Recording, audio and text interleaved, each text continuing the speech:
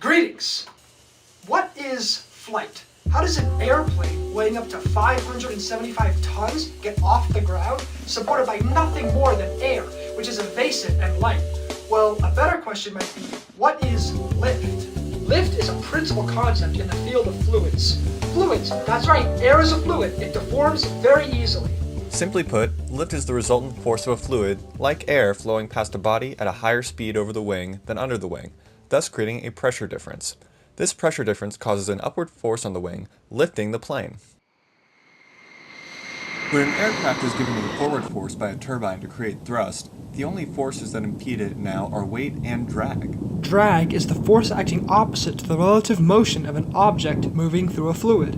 In many aircraft designs, a higher lift-to-drag ratio is desired as it leads to better fuel efficiency and it's easier for the aircraft to climb to certain altitudes. Drag can be thought of as a round-the-body friction, and everything moving through a fluid experiences it. Drag is why a feather and a hammer don't hit the ground at the same time. Drag is pesky. If Newton never told you that a hammer and a feather should land on the ground at the same time when dropped from the same height, he's right, just not on Earth, where there's things like air resistance that rockets and planes have to worry about. Where would be a better place to confirm his findings than on the moon? And so we thought we'd try it here for you. The feather happens to be appropriately a falcon feather for our falcon. And I'll drop the two of them here, and hopefully they'll hit the ground at the same time. How about that? Reynolds number is a dimensionless value that measures the ratio of inertial forces to viscous forces. Inertial forces are the forces due to the momentum of the fluid. For example, as the density and/or velocity of a fluid increases, the more momentum the fluid has, and the larger inertial force it has. You all probably already know what friction is, the resistive force that comes from the sliding of two surfaces against each other.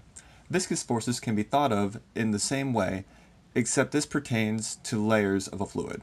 Knowing Reynolds number, we can characterize a given flow of a fluid as either smooth or turbulent, and this becomes very important for aircraft design. A mathematical relationship that can show us how pressure differentials are created is called Bernoulli's law. Bernoulli's law states that the pressure plus the product of density and velocity squared over 2 of one fluid particle in a streamline must equal that of the same particle down that same streamline. Another way to visualize lift is by looking at the forces of flight. This takes us back to our good old friend Sir Isaac Newton. There are 4 principal forces as seen in this image. For an aircraft, the thrust pushes a plane forward, while drag, a frictional force, counteracts it. Lift, however, pushes the plane upwards while the natural weight of the aircraft pulls it down. In this experimental setup, a 3D printed wing in the shape of an airfoil or a teardrop shape is mounted to 2 vertical PVC pipes to constrain its motion in just the vertical direction.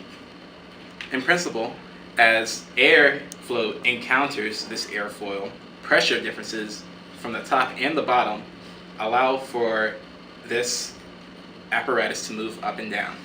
Using Bernoulli's equations, we can adjust the airspeed in a wind tunnel to find out what pressure differences allow for lift to occur in our apparatus or in our design. Now let's go to the lab and see how this works in practice.